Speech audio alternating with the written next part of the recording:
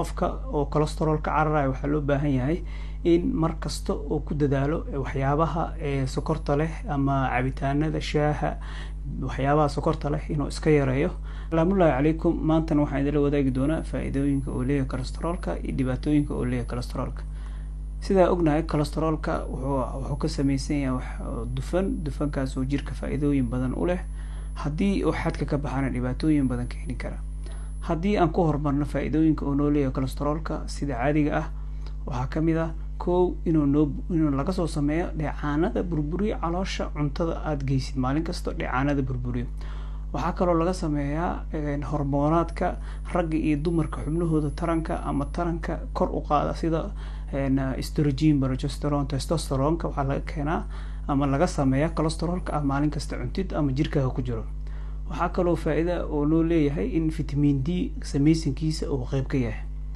haddaba haddii uu kaa bato cholesterolka weliba midka nuuciisa loo yaqaano LDL ama cholesterolka xun af Soomaaliga lagu dhaho, haddii uu kaa bato wuxuu keeni karaa dhibaatooyin badan kaasoo ku sababi doono caqabado badan oo caafimaad ay ka mid yihiin in qofkii qaybta systemka wadnaha iyo xididadoo kale haddii cholesterolka bato ay kugu dhici karaan inay xididada adkaadaan ay dhuubmaan wax loo yaqaano arteriosclerosis afka qalaad.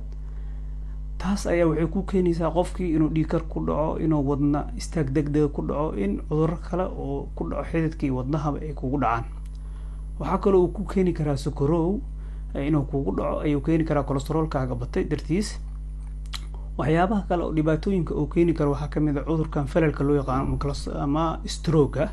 markii cholesterolka uu ku bato madaxa wuxuu sameynaya xididada madaxa ayuu xirayaa, kadib qofka waxaa ku dhici karo stroke ama falal kaas oo qofka gacan iyo lug isdhaaf ay dhici karto, hadalka uu ka qaldami karo oo dhibaatooyin badan oo caafimaad leh.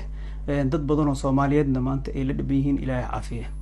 waxaa kaloo cholesterolka hadduu bato la sheegaa haddii nervous systemka in ay borotiinno iyo cholesterolkaas ay ka buuxsamayeen ay keeni karaan wax loo yaqaan Alzheimer disease oo ah cudur dhibaato badan ku haya dadka da'da ah kaasoo keenaya inay dadkii ilaawshaha ay ku badato.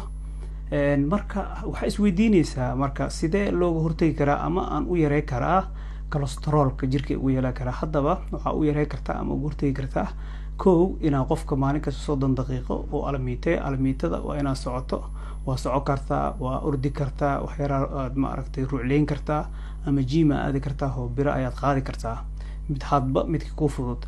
tan labaad qofka waxaa fiican in uu cuntadiisa maalin kasta si balance u cuno, wax yaroo faad ah, wax yaroo sokor ah iyo qudaar iyo cuntooyinkan oo qolofta leh sida digirta, qamadiga iyo oo badsado.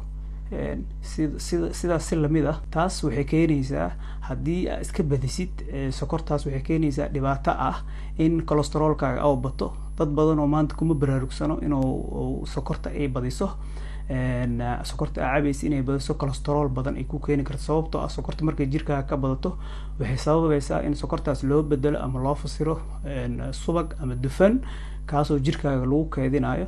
marka qof kasta waxaa habboon in uu sokorta iska yareeyo iyadoo dhibaatooyin badan leh.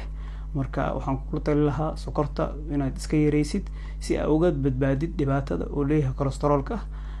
tan kale waxaan umada la wadaagi lahaa cholesterolka ma xuma, laakiin haddii adiga aad si qaldan cuntadaada iyo maxaa la dhahaye noloshaada aad u maareyso si xun, dhibaato ayay yeelanaysaa oo fadhigaaga bato ama cayilkaaga bato.